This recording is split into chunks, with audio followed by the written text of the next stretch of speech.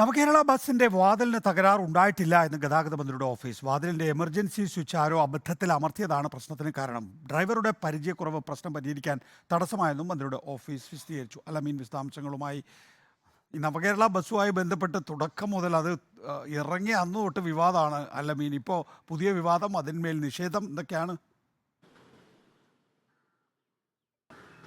അതെ അതെ, നവകേരള ബസ് വല്ലാത്ത വിവാദങ്ങളുടെ ട്രാക്കിലൂടെ ഓടിക്കൊണ്ടിരിക്കുന്നു എന്നുള്ളതാണ്. അത് രംഗത്തിറങ്ങിയത് അന്ന് മുതൽ.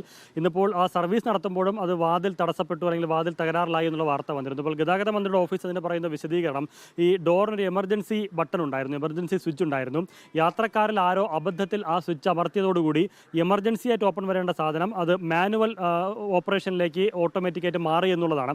അത് ആണ് സംഭവിച്ച തകരാറല്ല, അങ്ങനെ ഒരു ഫംഗ്ഷൻ മാറിയതാണ് പ്രശ്നത്തിന് കാരണം. പക്ഷേ ബസ്സിലുണ്ടായിരുന്ന ഡ്രൈവർമാർക്ക് അത് പെട്ടെന്ന് റീസെറ്റ് ചെയ്യാൻ പറ്റുന്ന ഒരു പരിജ്ഞാനമില്ലായിരുന്നു. അതുകൊണ്ടാണ് അത് ബസ് ബേയിൽ കയറ്റി അത് റീസെറ്റ് ചെയ്ത് പോകേണ്ട ഒരു സാഹചര്യം വന്നത്. ഏതെങ്കിലും തരത്തിലുള്ള മെക്കാനിക്കൽ തകരാറോ സാങ്കേതിക പ്രശ്നമോ ഇതിനുണ്ടായിട്ടില്ല എന്നുകൂടി മന്ത്രിയുടെ ഓഫീസ് വിശദീകരിക്കുകയാണ്. എന്ന് മാത്രമല്ല, ഈ ബസ് ഈ നവകേരള സദസ്സുമായി ബന്ധപ്പെട്ട യാത്ര തുടങ്ങിയ അന്ന് മുതൽ ഇന്ന് വരെ ഏതെങ്കിലും തരത്തിലുള്ള തകരാർ ഈ ഡോറിന് സംഭവിച്ചിട്ടില്ല എന്നുകൂടിയും പറയുന്നുണ്ട് ഗതാഗത മന്ത്രിയുടെ ഓഫീസ്.